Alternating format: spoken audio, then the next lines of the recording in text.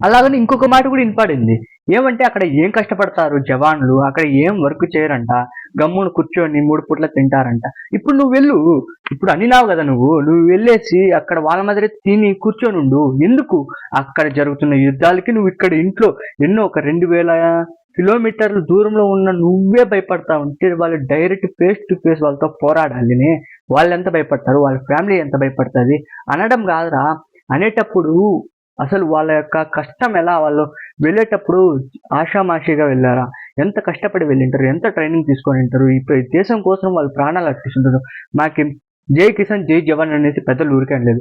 జై జవాన్, జై జవాన్ అంటే జవాన్ అక్కడ కాపలా కాస్తూ మనల్ని కాపాడుతుంటారు. కిసాన్ రైతు లేకపోతే కానీ మనకి 3 పూట్ల తిండి లేదు, చచ్చిపోతాం. కాబట్టి వాళ్ళు ఇద్దరు ఉంటేనే మనం ఇప్పుడు హ్యాపీగా ఉన్నాం. నువ్వు అంటా ఉన్నావు అక్కడ హ్యాపీగా ఉంటారు, ఒకసారి వెళ్ళి చూడు వాళ్ళ కష్టం ఏంటి.